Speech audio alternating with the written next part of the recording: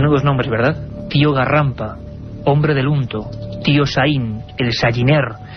Hemos recibido, parece mentira, un montón de mails hablándonos de la verdad, del mito, de la historia, de qué hay de cierto y qué hay de leyenda urbana, como diría Katia Rocha, en torno a estos personajes que quizá el inconsciente colectivo los recuerda como harapientos, siempre con un saco. El mito del hombre del saco, que hoy descubriremos que es real, y el mito del sacamantecas, que también descubriremos que es real, se entremezclan, se juntan. Los chupasangres, los escondeniños, el carro del tío difunto. España entera, y vamos a hacer un auténtico análisis antropológico e investigativo, está llena de la presencia de la sombra de estos individuos. Y nos queremos preguntar, y hemos querido indagar, para mostraros cuáles fueron los que realmente fundaron esta historia, cómo se llamaban, dónde vivían, qué es lo que hacían, cuáles fueron sus horrendos crímenes. Hacia las 8 de la mañana de un 11 de mayo de 1881, en el polvorín viejo de la ciudad de Vitoria, se ponía fin a un personaje de leyenda. El garrote vil giró varias veces esas tuercas oxidadas y se desmembró la cabeza de Juan Díaz de Garayo. Tenía 60 años. Entre 1870 y 1879 mató a 6 mujeres y las evisceró. De ahí nace, de ese personaje en concreto, la historia de los sacamantecas. Y es que el campo Alavés se convirtió en lugar donde campaban las leyendas. Como no se le atrapaba, poco a poco iban adquiriéndose propiedades casi imposibles para un ser humano. ¿Quién era el sacamantecas? Se veían cuerpos de algunas jóvenes abiertas en canal, les habían quitado el unto, las grasas, se empezaba a especular con que alguien las estaba vendiendo a boticarios de pocos escrúpulos, a enfermos de tisis y tuberculosis. Se creía ya en aquella época, hablamos de 1870, se creía que esas grasas, si eran de personas jóvenes, y estamos hablando de nuestro país, de España, y de no hace mucho tiempo, curaban algunas enfermedades muy dolorosas. Y también se establecía un conflicto. Eran al parecer la gente acaudalada la que pagaba a esos siniestros personajes para encomendarles ese sucio trabajo: matar, sacar el unto y así poder curar. La historia de la afición desmedida, grotesca y un tanto macabra hacia el sebo de los niños no es nueva. Esto sí que no es nuevo. Si nos remontamos ni más ni menos que a obras inmortales de la literatura, como es la Celestina, veremos que en algunos pasajes Parmeno habla del mantillo del niño. El mantillo del niño, que aparece en varios recetarios brujeriles, era precisamente eso, la parte epitelial, la tela, el tejido que cubría algunas zonas del estómago. Esas mantecas, vamos a llamarlo así, se metían en sacos, y estos personajes, según cuenta la leyenda, los llevaban y transportaban en carromatos o a pie entre las montañas. ¿Os acordáis de Manuel Blanco Romasanta, el hombre lobo? Le dedicamos un programa hace no mucho tiempo con los presidentes del Archivo Histórico de Galicia, con los documentos en la mano.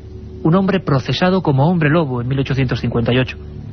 Qué curioso, nos olvidamos de un dato. Manuel Blanco Romasanta, que decía sufrir licantropía, fue atrapado con un extraño botín: un saco lleno de saín, lleno de grasa de alguien que nunca fue identificado. Díaz de Garayo, Alavés, pueblo de Eguílaz, fue matando a sus víctimas, y los especialistas policiales hablan del primer asesino en serie español. Parece ser, 2 de ellas quedaron heridas, pudieron escapar, que era un hombre de rasgos brutales. Aquí en la mesa del estudio 1, aquí mismo, tengo una de sus imágenes. La ficha policial que le hicieron, un hombre de nariz aguileña, de frente despejada. Decían en la época, estaban de moda las tesis de César el Hombroso, uno de los padres de lo que hoy tan en boga está, la investigación forense, decía que él creía, hombre, esto ha quedado ya muy atrás, pero que él creía que estos hombres de nariz aguileña, daltónicos y zurdos, eran el ejemplo de asesino en serie. Y se mantuvo en los juzgados de Vitoria. Este caso dio la vuelta al mundo. Juan Díaz de Garayo decían que aparecía como un fantasma, de la nada, con grandes manos, dispuesto a estrangular, a beber la sangre y a arrancar las mantecas. Este hombre, como decimos, fue agarrotado, así se puso fin a su vida. Pero otros muchos, desgraciadamente, siguieron el ejemplo.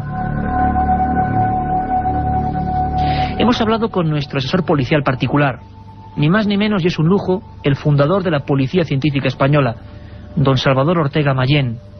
Él, en su libro Psicópatas y Criminales, empezaba con esta historia, ¿cómo no?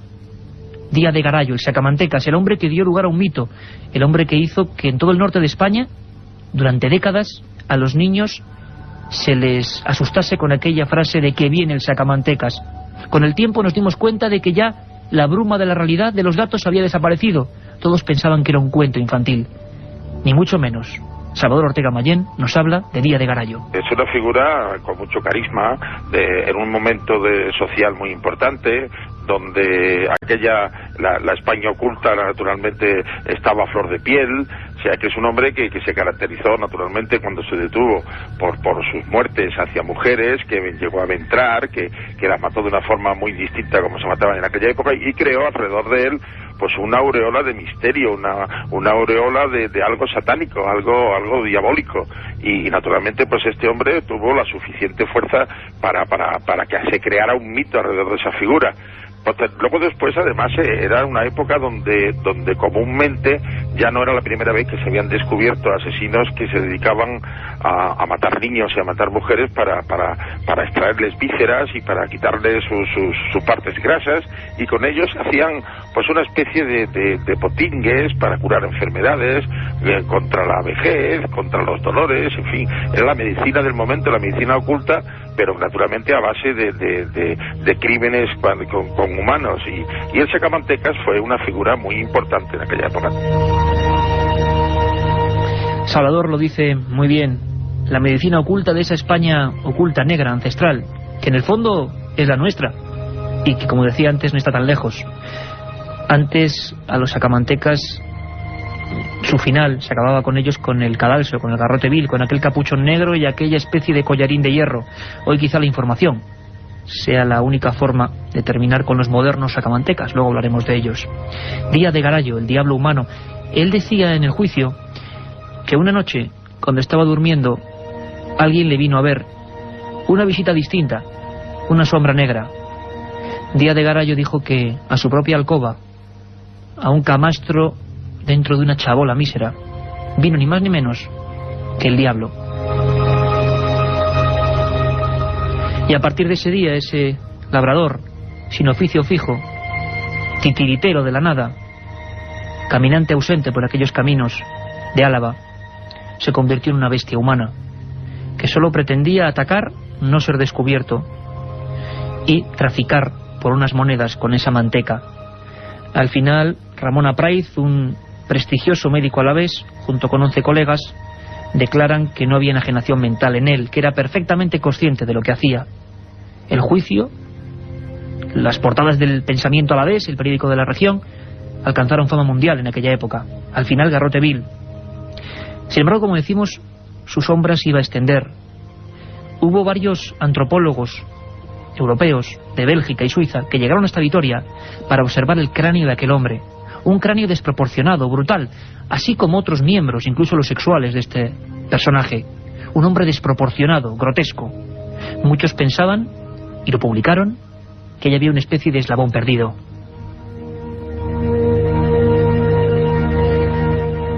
Por increíble que parezca, las paredes entre el mito y la realidad a veces son muy delgadas.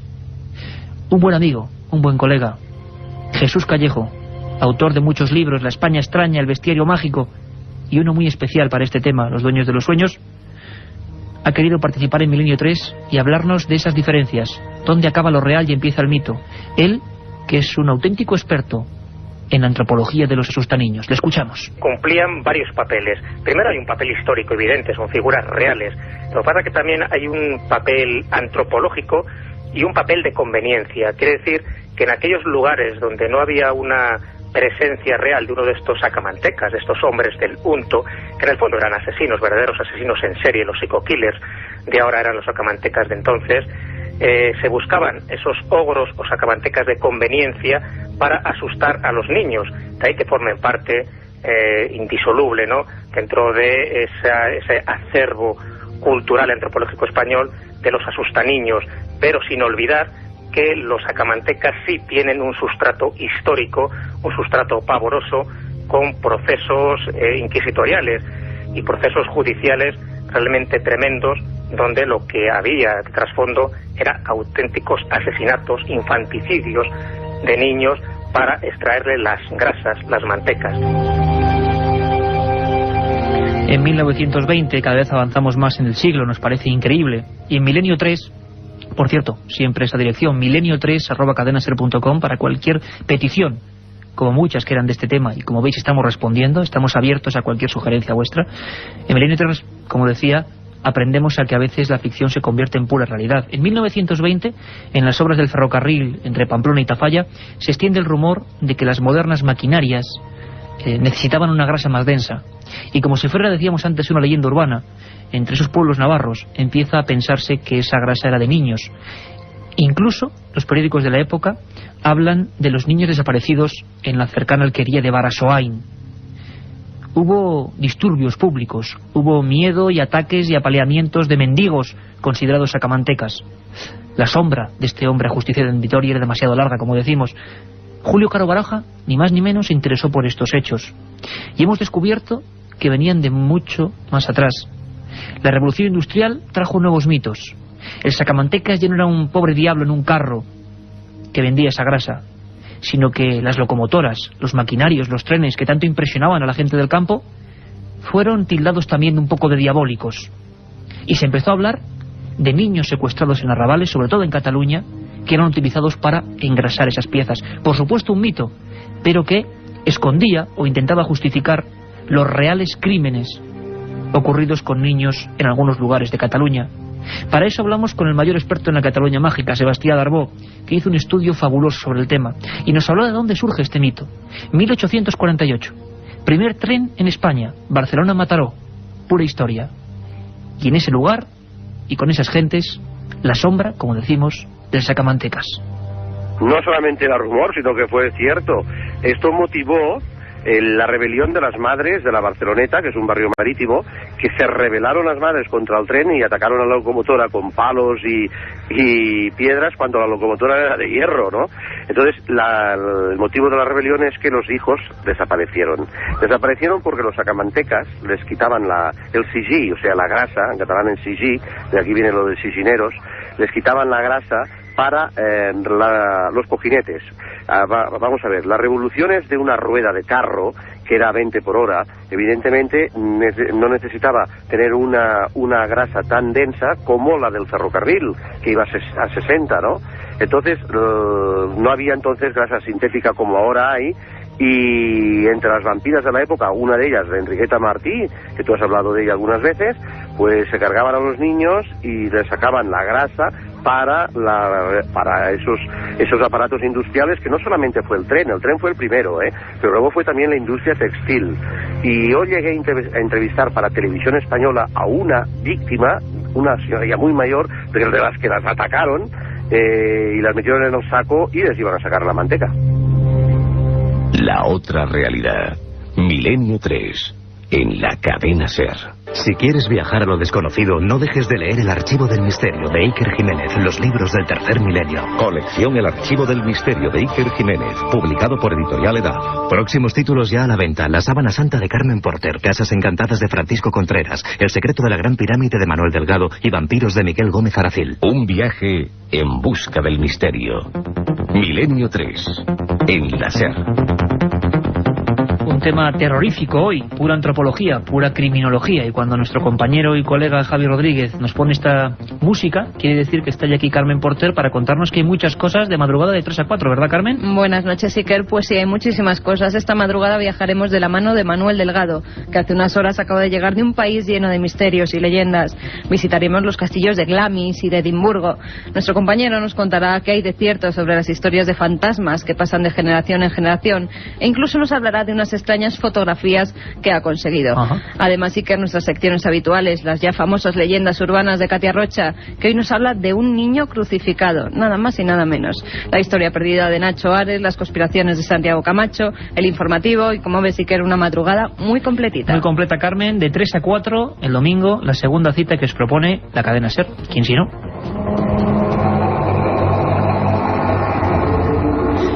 Tengo en mis manos, como es normal en nosotros, un sinfín de documentos. Uno de ellos dice, y es un legajo antiguo, relato del horroroso crimen y descuartizamiento de una niña en Urdes de Plasencia. El criminal fue José de la Iglesia, que mató a Francisca, una muchacha de 12 años, con la idea de arrancar las mantecas y salvar de la tisis a su hermana. Después, a lo largo de la historia, muchos más casos. Por ejemplo, relato del doble asesinato y descuartizamiento de 2 niños de 7 y 9 años en Béjar, provincia de Salamanca, por parte de 2 tristemente célebres sacamantecas, Juan y Luisa Carricedo. El objetivo, extraer tejido epitelial para sanar la enfermedad de un rico ganadero. ¿Cómo es posible que esto ocurriese y no hace tanto tiempo? Salvador Ortega Mayén, lo repetimos, fundador de la Policía Científica Española, el que fuera tantos años jefe del grupo de homicidios de Barcelona y Sevilla, nos habla de que, husmeando entre los archivos, nos encontramos recetarios realmente insólitos, macabros, documentos que nos hablan de la normalidad en la compraventa, hasta los años 30, hasta antes de la guerra, de este tipo de productos humanos. Existieron realmente, y además era muy normal el vender esos ungüentos. Digo normal siempre entre comillas, claro está, porque era una costumbre el adquirir naturalmente y de forma ilegal ungüentos y grasas y bebedizos especiales que se hacían a base pues de cocinar pues vísceras de niños desaparecidos asesinados por ellos. No sabemos por qué de esa trágica fascinación por el sebo humano por parte de algunos españoles, pero lo cierto es que incluso Cristóbal de Molina, párroco de Cuzco y escriba que participó en los archivos de Indias entre 1555 y 1585, hablaba de cómo en las cercanías de su población de Cuzco los indígenas de la zona tenían mucho miedo a compartir la vida con cualquier español, aunque fuese con una cruz y fuese de misionero.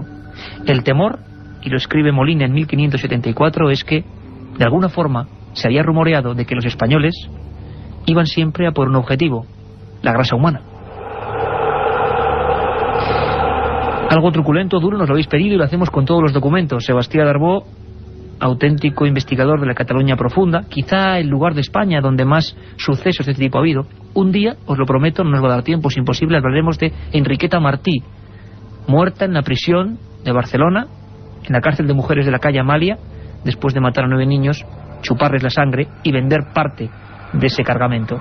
Sebastián Darbó nos habla de una cosa dramática, terrible, el reciclaje humano, que hasta bien entrado a los años 30 se provocaba en Barcelona. La persona era totalmente reciclada. O sea, cuando mataban a un niño, en la sangre, que era para una transfusión de sangre, porque tú sabes que no existía penicilina, entonces cualquier enfermedad de sanguínea, cualquier infección, lo curaban con sangrías.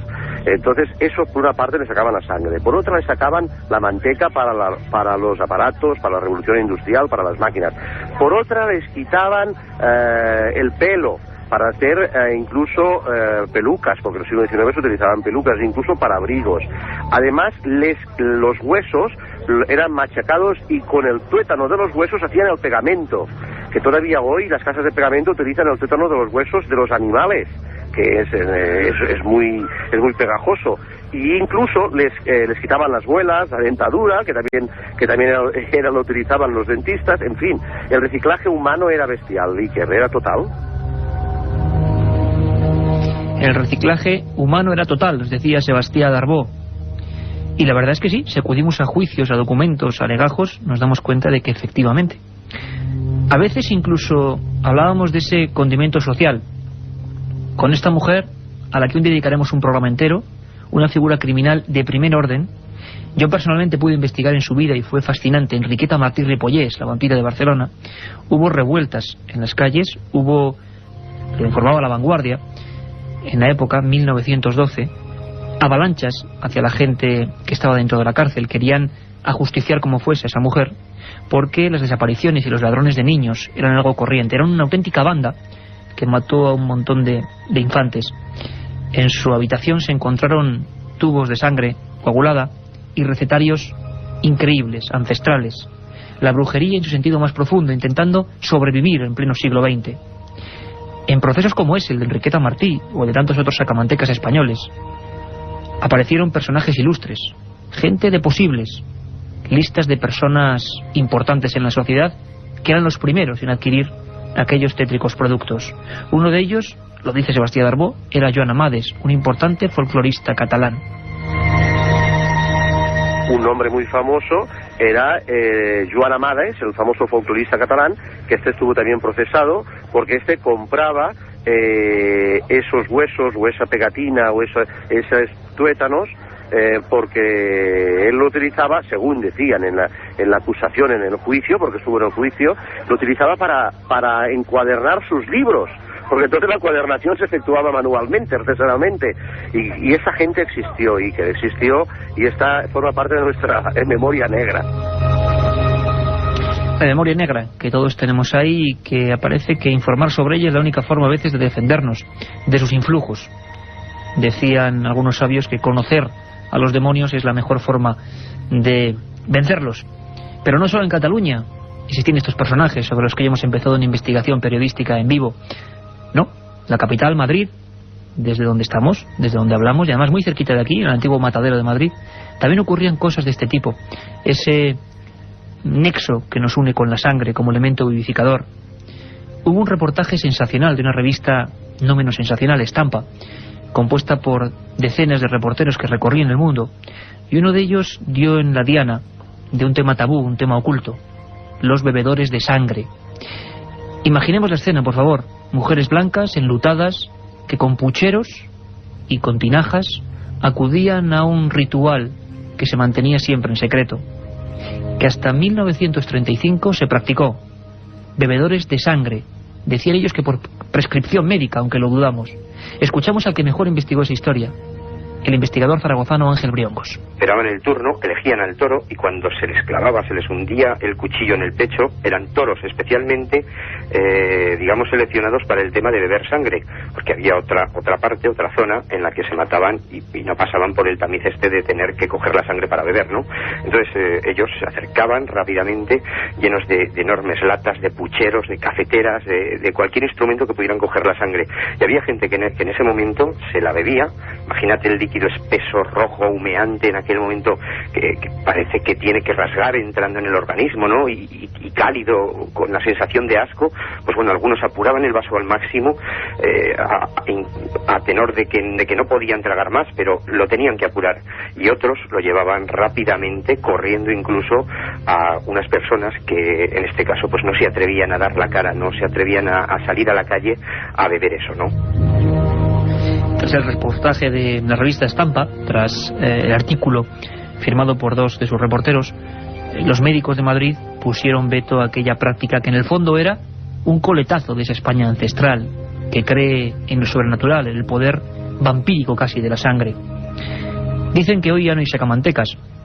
Jesús Callejo, que ha querido estar en los micrófonos de Milenio 3, y le agradecemos de verdad su disposición, ha tratado a veces el tema de los modernos sacamantecas. Las formas cambian. Parece que el misterio, la maldad, el móvil económico sigue siendo el mismo. Es un folclore en formación. Va variando con el tiempo. De hecho, ahora mismo también se podría hablar de sacamantecas, de hombres del saco, de hombres del unto, como de distintas maneras se les ha ido llamando, según las zonas, según las épocas. Ahora fíjate que en determinadas zonas latinoamericanas se le llaman los sacaojos, o son los traficantes de órganos. En el fondo es el mismo mito, el mismo mito pavoroso, pero con distintos nombres y con las mismas circunstancias. Es aprovecharse de los niños, muchas veces niños indigentes, para extraerles alguno de los órganos. Antes era la grasa, ahora pueden ser los ojos, ahora puede ser un hígado o un bazo, pero en el fondo estamos hablando de esos asesinos que perpetran estos crímenes siempre con un interés económico. Recordáis seguro muchos, es especial, que con Manolo Molés, con forenses, hacíamos sobre José Tomás Reina Rincón, uno de esos casos de los que ya la prensa general se ha olvidado y que parece que era la última víctima, por lo menos en España, de ese sobrecogedor tráfico de órganos que hay por el mundo. ¿Serían quizá los modernos sacamantecas? ¿Quién sabe? Parte de mito, parte de leyenda. Un día os hablaremos de otra figura, como decíamos, absolutamente arquetípica, el hombre del saco. El hombre del saco no es ningún mito para niños. Se llamaba Francisco Leona, vivía en Gádor, Almería, y se apoderó del cuerpo y el alma de un niño de 7 años, Bernardo González Parra, y lo fue paseando por el paraje lunar de Almería, a cuestas, con el macabro objetivo que un día contaremos. Esa es la historia del hombre del saco, la historia de muchos espectros reales de carne y hueso, a los que durante mucho tiempo los ciegos, en sus coplas, recordaron. Nos escuchamos de 3 a 4. José Tomás Reina Rincón acabó su vida de torero en un lugar triste para morir, en un lugar siempre cubierto por la garúa, la niebla, Lima. Cuando llegó hasta aquí, el espanto de forenses, abogados, especialistas fue tremendo. Faltaban los órganos diana, los básicos para el funcionamiento de nuestro cuerpo. Pulmones, bazos, le habían sacado los ojos. La pregunta es, ¿dónde están?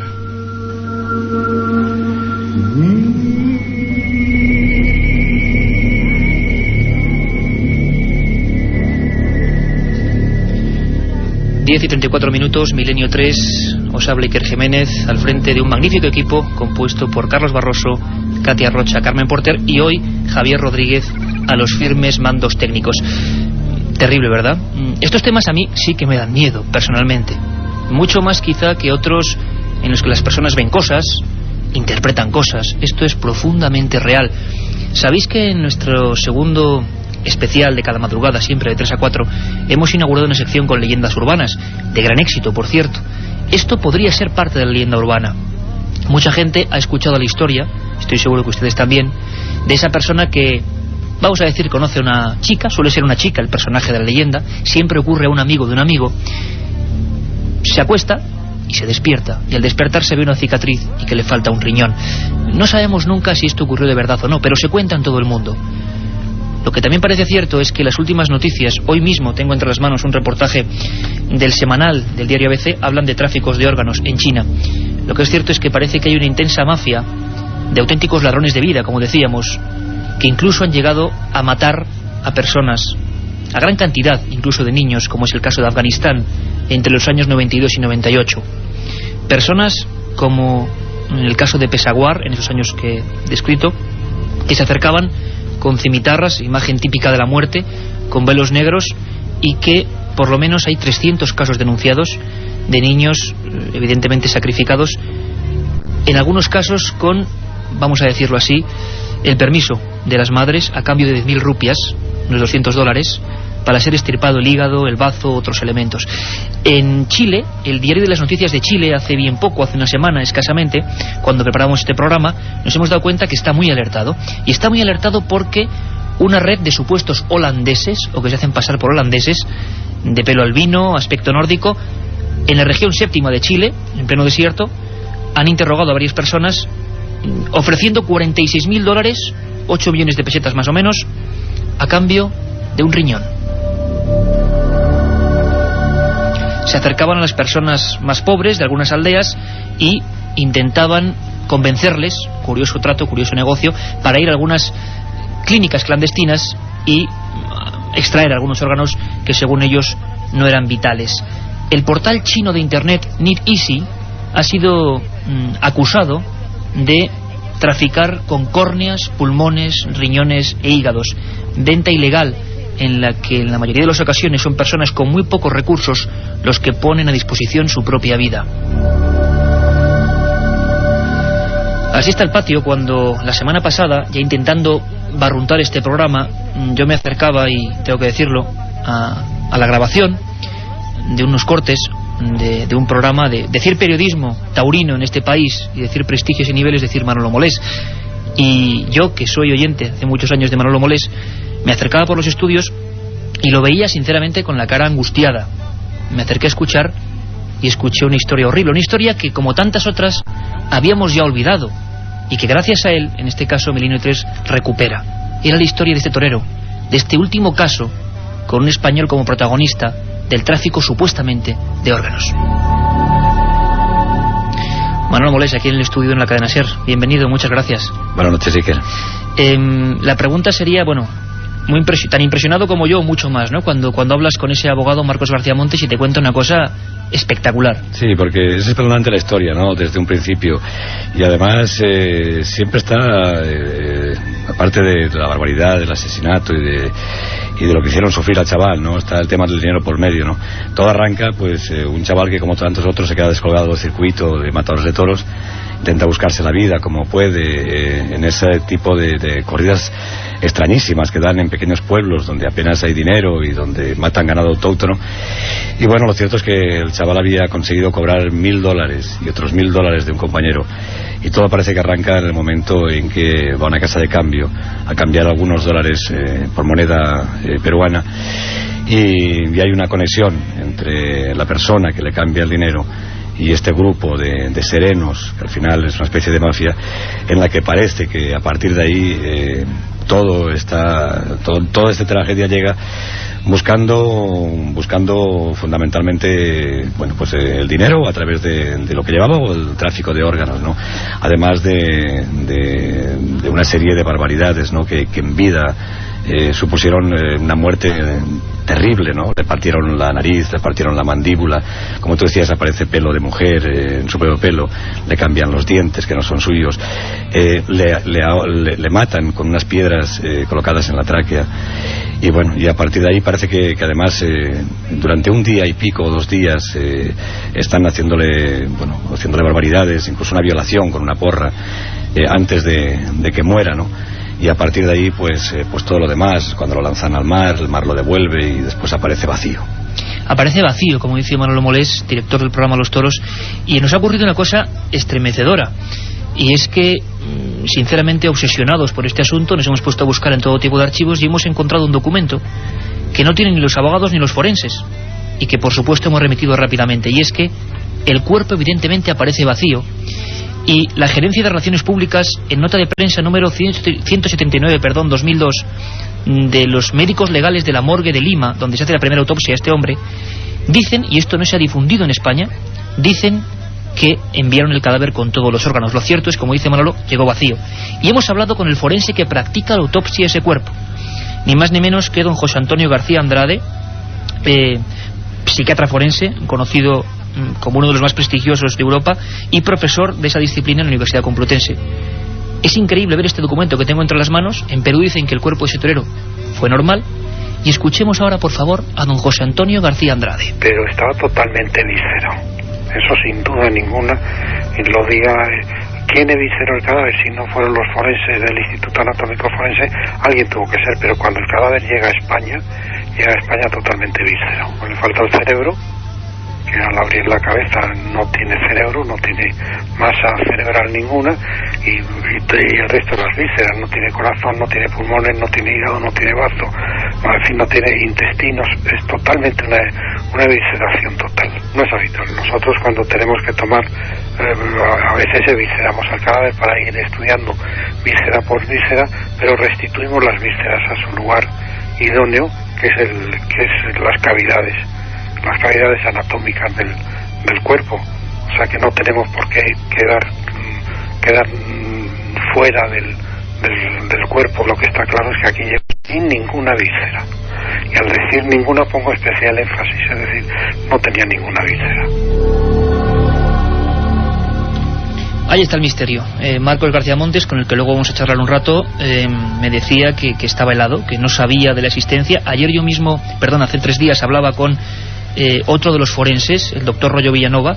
Le pasaba este expediente, se quedaba alucinado, porque cómo es posible que los médicos del Perú digan abiertamente en un documento que no ha salido en España, repito, y que hemos encontrado, que que extrajeron algún trocito de algo y que el cuerpo fue perfectamente. Hay alguien intermedio, hay otros médicos misteriosos. Manolo Molés me apuntaba una cosa muy interesante. Sí, porque ahí hay que alabar el valor tremendo que ha tenido el padre de Reina Rincón, ¿no? Que se empeñó cuando le dijeron que... Porque toda la idea de los forenses peruanos y de la policía eran que había que incinerar el cadáver. Y el padre le pareció muy sospechoso y muy extraño, ¿no? Y se negó desde el principio que se incinerara el cadáver. Y fue las gestiones que hizo a los pocos días de desaparecer el chaval, y bueno, y el padre estaba en el Perú y conseguimos hablar con él. Él nos dio la noticia, ¿no? Y le animamos a que se fuera al Perú. Él ve que todo el mundo quiere incinerar el cadáver y él se niega a que lo incineren, y por tanto lo que está claro es que hay un intento por parte de tanto de policía como de forenses en que el cadáver no viniera a España, porque posiblemente el cadáver estaba vacío ya. Y aparte sellado ahí con zinc para que no se abriese, y es el espanto. Se descubre un cuerpo completamente desprovisto, despojado de los órganos vitales, lo que llaman órganos diana. Quizá el último ejemplo terrible de algo que estamos viendo que no es ninguna leyenda. La otra realidad. Milenio 3. En la cadena SER. Primer día, llegada al hotel y alojamiento. Segundo día, ruinas de Petra y pistas de Nazca. Tercero, Sábana Santa de Turín, pirámides de Egipto y... Ninguna agencia te ofrece un viaje como este, lleno de misterio y aventuras. Solo Iker Jiménez te lleva a las fronteras de lo imposible.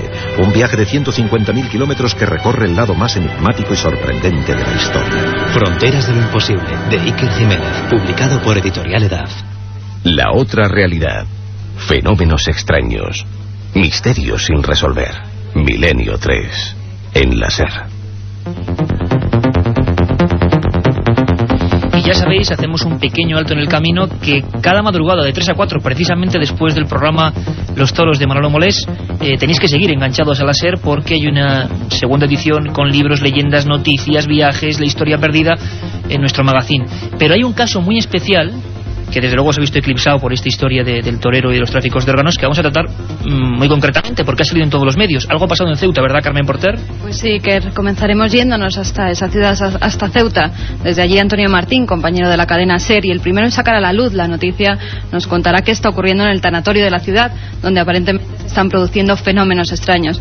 Pero ahora, para todos nuestros oyentes, un pequeño adelanto. Vamos a escuchar a Gemma Rodríguez, una de las señoras de la limpieza que estaba presente cuando comenzaron a oírse unos extraños lamentos. Además, curioso, Carmen, porque es el último caso en que la policía, 8 agentes de policía, durante 2 ocasiones certifican con partes la existencia de, vamos a llamarle, supuestos lamentos en un lugar tan extraño y cerrado como era ese tanatorio, y el último caso en que la Policía Nacional investiga un fenómeno extraño. Escuchamos ahora a una de las personas que servían allí en el tanatorio. Sobre las 3 de la madrugada yo escuché unos gritos, ¿no?, de una mujer, y se lo comunico a mi compañera. Digo, Encarni, ¿tú estás escuchando lo mismo que yo? Dice, la verdad es que sí. Pues vamos a ir en auxilio de esta mujer por si le está sucediendo algo. Cogimos las dos, registramos todo lo que es el tanatorio municipal, salimos al patio, inclusive a la calle, a vigilar por si era alguna chica de la barriada, y nada, y no encontramos nada. Bueno, pues estuvimos una hora escuchando las dos, claro, esperando que eso se calmara, pero que va, cada vez era más intenso. Bueno, pues decidimos pues llamar a la policía local, que inmediatamente pues se personó allí en el tanatorio. Entonces eran 4 coches y 8 policías locales que registraron todo el tanatorio. Nosotros ya se lo comunicamos a ellos, que ya lo habíamos registrado, pero ellos volvieron a registrarlo y nada, y allí no encontraron nada. Incluso ellos escucharon los mismos gritos. Ocurría en Ceuta esta misma semana. La policía realmente inquieta ante unos sucesos raros donde los haya. Carmen. Pues sí, además Antonio Martín, nuestro compañero de la cadena SER en Ceuta, también pudo hablar con el jefe de la policía local de esta ciudad, Ángel Gómez, y esto era lo que les decía. Escucharon como lamentos, como gritos, como alaridos de una mujer y golpes, y que subieron a la planta primera de arriba del tanatorio, donde parecía que procedían los ruidos, y entonces escuchaban más abajo, y que bajaron a la primera planta y que se escuchaban arriba, y que el tanatorio no había ningún velatorio en ese momento, ningún finado en ninguna de las 3 salas, que estaba totalmente vacío, que se hizo un registro del tanatorio y no encontraron a nadie, que hicieron un registro en las inmediaciones tampoco. No se ha podido determinar, me dice el subinspector que llevó este caso en el día de ayer, que haya una causa lógica para los hechos narrados y los hechos ocurridos en días anteriores, hasta el momento. Yo desde luego lo tengo muy claro que de aquí a un par de días voy a dar carpetazo a este asunto, lo voy a archivar. Carpetazo al misterio, una táctica habitual, pero ha ocurrido en Ceuta y hablaremos esta noche de 3 a 4. Se lo sabéis que hay un correo electrónico, milenio3@cadenaser.com, milenio3@cadenaser.com, para ser leídos esta misma noche en la segunda edición. Seguíamos hablando de este ritual terrible. Nos contaba Manolo Molés ese interés tremendo de los médicos en incinerar a toda costa el cadáver, esa segunda autopsia, ese encontronazo con, parece ser, alguien que ha robado los órganos, incluso el cerebro. Eso extrañaba especialmente al doctor, al forense José Antonio García Andrade. Hoy por hoy no es trasplantable. No es trasplantable. Hay una novela que hace alusión a eso, una novela muy sugestiva y muy sugerente, que es Corte de Corteza de Sueiro, que se hace el trasplante de un cerebro a un cuerpo de un hombre joven. Pero verdaderamente hoy por hoy no deja de ser una pura especulación el trasplante del cerebro. Lo único que podría usted decir, si hubiese sido objeto de alguna técnica sectaria, entonces eso ya es posible, pero vamos, no, eso ya no lo podemos decir. Ese carácter que le digo sectario de sacar el cerebro y no remitirlo a su cavidad natural, que es el cráneo. Claro, hay que pensar que el cráneo solo se abrió 2 veces. Se abrió en Perú y aquí en España cuando se le hace la autopsia. Es decir, no había signos de que se hubiese abierto en más ocasiones el cráneo. O sea que verdaderamente yo creo que se le extrajo el cerebro cuando se hace la autopsia. Hay unas fotografías verdaderamente espeluznantes en las que se ve clarísimamente cómo hay un relleno de papel y de otras sustancias para rellenar esas cavidades que se han quedado sin contenido. Un caso tremendo, ejemplo vivo, desgraciadamente, una persona, un torero, José Tomás Reina Rincón, conocido también allí como el Manchego, que menudo final que ha tenido y que es ejemplo triste de una práctica que pertenece a ese lado oscuro del misterio. Marcos García Montes es el abogado que está peleando por llevar adelante este caso. Ha encontrado unos datos, le hemos ayudado también con este último documento, pero ha encontrado unas historias francamente duras de digerir, pero que son reales, que ocurren, y lo tenemos ya al otro lado de lo telefónico esta noche en Milenio 3. Don Marcos García Montes, buenas noches. Buenas noches, encantado de oírles. La verdad es que estamos un poco helados, ¿no? Tengo en mis manos un informe en el que se afirma que el Instituto de Medicina Legal de Perú dice que la morgue de Lima envió ese cuerpo de José Tomás Reina Rincón sin ningún órgano eliminado, ¿no? Es decir, aquí hemos hablado con los forenses y nos dicen que el cuerpo estaba vaciado por completo. ¿Qué nos puedes contar de esto, Marcos? Bueno, nosotros tenemos los informes que realizaron en Madrid el Instituto de Medicina Legal Anatómico Forense, el especialista en anatopatología de la clínica y una doctora, la doctora Rincón de Ciudad Real, donde de forma absolutamente clara dicen que el cadáver venía eviscerado. Eviscerado quiere decir sin vísceras, y no tenía ni cerebro ni cerebelo, ni en el tórax ni abdomen nada, es decir, no tenía ni cerebro, cerebelo, hígado, pulmón, riñones, estómago, etcétera, etcétera. ¿Qué ocurrió? Pues ocurrió que lo que traía eran papeles de las páginas amarillas de la guía telefónica en el cerebro, en la bóveda craneal, y en el cuerpo pues venía relleno en la parte superior del tórax y la mitad del abdomen venía relleno de serrín, y la otra parte venía rellena, el abdomen bajo hasta el pubis, la pelvis venía relleno de papel de las páginas amarillas de la guía telefónica. Eso es intocable, y además con otro hecho a mayor abundamiento. Venía sin los ojos, cuando normalmente para localizar un médico forense la data de una muerte, la fecha de la muerte, con el humor vítreo simplemente consiste en sacarle con una jeringuilla unos gramos de humor vítreo, y ahí sale la fecha de la muerte. ¿Cuál es la interpretación jurídica que yo entiendo del asunto, jurídico penal? Pues que han evitado que se vieran los estigmas de las lesiones graves que tenía en el pulmón, en el corazón y sobre todo en la cabeza, con hematomas subdurales, hematomas graves que le produjeron la muerte, y de esta forma pues evitaban todo. Pero es que además hay más cosas. Le han colocado dientes de una tercera persona y le han puesto en la cara piel de una mujer. Bueno, esto ¿qué explica? O sea, es decir, ¿cómo es posible que se haga esto en un cadáver? Claro, explica que como en vida le reventaron los dientes y le sacaron de las encías varios dientes, pues le pusieron dientes para simular con la descomposición del cadáver, pues que tenía todos los dientes, sin darse cuenta que uno de los dientes que le han puesto es a la óptica humana, a cualquier ojo humano, pues mucho más grande, ¿no? Es decir, lo que no se sostiene es que se pueda echar la culpa, como se ha dicho, a la funeraria, porque tenemos una certificación de la funeraria que dice que el cadáver no se pudo tocar porque venía precintado con zinc, y en Madrid los médicos forenses y los ayudantes del instituto tuvieron que desellar y desprecintar la caja sellada con zinc, con lo cual es un insulto a la inteligencia y sobre todo es un fraude y una mentira.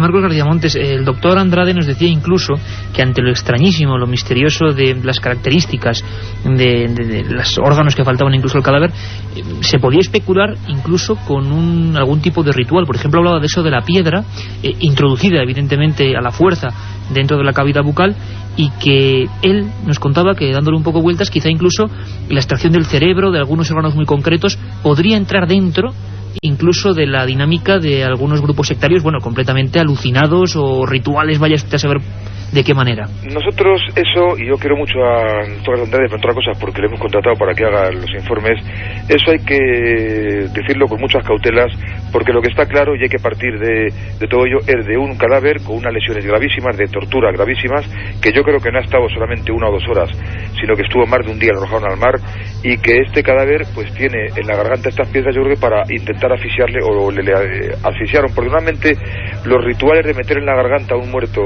papel de periódicos, bolsas, etcétera, se suele hacer con las mafias, pues, para que cuando aparezca el cadáver la familia sepa que ese fue un chivato y habló, pero en este caso no. Don Marcos García Montes, pues esperemos que haya mucha suerte, que cualquier información, pues estamos ahí para ayudarnos, y sobre todo para que esta noticia pues no caiga en el olvido, ¿no? Que es como suele ocurrir, que luego ya todo se olvida y no hay una alarma social, que en este caso debería haberlo, ¿no?, de cómo han tratado a un español allí. Además hay que agradecer también al pueblo de Perú, porque los artesanos, un grupo de artesanos que vendían en un mercadillo y que vieron todo el tema como pasó al principio cuando le secuestraron, fueron los que cogieron el reloj que se cayó al suelo, lo llevaron a la policía, que a propósito luego en la policía se lo llevó uno de los policías y apareció en su casa, y ellos han colaborado en toda esta investigación. Y también pues agradecer a las autoridades judiciales que se están portando bien, y sobre todo al gobierno peruano. Y eso sí, tenemos que pedir ayuda al gobierno español, a su majestad el rey, al presidente de gobierno, a autoridades, porque realmente hasta la fecha no han dicho nada, y yo creo que tienen que decir mucho, porque es un ciudadano español que ha sido vilmente asesinado en el extranjero, y que el padre pues tiene que estar gestionando recursos económicos para hacer viajes, para pagar abogados, para pagar gastos, y eso no es fácil, sobre todo cuando ocurren casos tan dramáticos, ¿no? Y por último, ¿dónde podrían estar esos órganos diana que llaman los más elementales del cuerpo humano? ¿Las sospechas? Pues no sé, lo que normalmente se hace primero en un cuerpo es dejar los órganos dentro, porque puede haber una segunda autopsia y se le tiene que meter conservantes para embalsamarle. Y en segundo lugar, si se extraen los órganos, que es una práctica inusual porque es un disparate, pues además de las tomas que mandaron a toxicología para que se vieran, muestras de hígado, pulmón, corazón, riñón, estómago, etcétera, pues también lo que suele hacerse es que se deja esto normalmente custodiado bajo frigorífico, etcétera, por si acaso hubiera que hacer una segunda o una tercera prueba científica, ¿no? Y es lo que no aparece por ningún sitio, porque si los médicos dicen que los órganos los metieron dentro del cuerpo y no aparece, evidentemente es que lo han destruido o los han vendido, lo que sea, yo ahí ya no entro, ¿no? Marcos García Montes, muchísimas gracias. Sabes que estamos ahí con vosotros apoyando esta historia, al menos que se conozca, y desde luego seguiremos muy de cerca la noticia. Un abrazo muy fuerte. Muy bien, suerte. Agradecemos a la cadena serie a vosotros todo lo que estoy haciendo, ¿eh? Suerte. Gracias por todo, un abrazo. La otra realidad. Fenómenos extraños. Misterios sin resolver. Milenio 3. En la SER. Tremendo el testimonio de Marcos García Montes, el abogado de esta familia. Tremenda también, imaginamos, la sensación del padre de José Tomás Reina Rincón, esta víctima de lo que parece un asunto demasiado extraño. El doctor Andrade, José Antonio García Andrade, nos hablaba de un paso más allá. Especulando, él veía quizás la posibilidad de algún tipo de ritual extraño que precisamente en esa zona de Perú no es infrecuente. Vamos a escucharle. En la antigua humanidad, pues una de las cosas que había que hacer era comerse el corazón del enemigo para apoderarse de las fuerzas y de las energías de su enemigo. Y entonces, bueno, una vez terminada la lucha, abrían el cadáver para comerse el corazón del enemigo y de esa forma obtener toda la energía del ante el cadáver. Por eso digo que es la única cuestión que pudiera ser, que es algún tipo de ritual. Sí, esto es una pura especulación, con algún tipo de ritual que sacasen las vísceras para obtener esos beneficios a través de esos rituales que afortunadamente en el mundo civilizado ya no se da. Afortunadamente yo conozco Lima, es un lugar que tiene muchos claroscuros, esa garúa de la que hablábamos, y sí es cierto que ha habido algunas sectas denunciadas precisamente en Lima por actuar con cadáveres, con cuerpos y hacer, por ejemplo, ofrendas de cerebros o corazones a los supuestos dioses. Algo tremendo, algo que nos sobrecoge y que hila directamente con estas últimas denuncias que hablábamos, que se publican en el semanal esta misma semana, este mismo domingo, de los más de 22.000 ejecutados en China y misteriosos médicos que recorren los lugares para inyectar algunas sustancias y llevarse los órganos. Manolo Mola, es una historia terrible. Sí. Yo te agradezco mucho que hayas estado aquí, incluso qué terrible también cómo intentaban, como tú empezaste con la historia, a especular con que un suicidio, los amigos, y al final nada de nada. Claro, y al final yo creo que es admirable la entereza del padre, ¿no? Que quiere lavar la memoria de su hijo.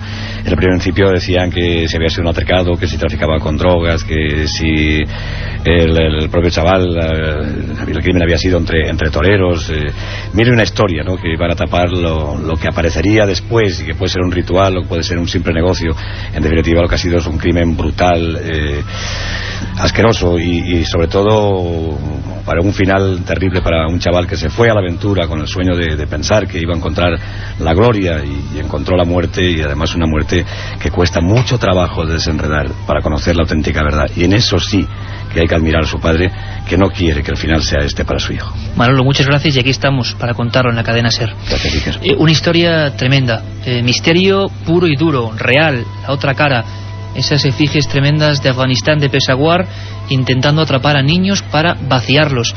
Quizá entronca con una tradición no menos terrible de la que un día hablaremos, que son los ladrones de cuerpos que había en España, los auténticos vampiros, los sacamantecas, los hombres del saco. Hablaremos de ellos con nombres y apellidos.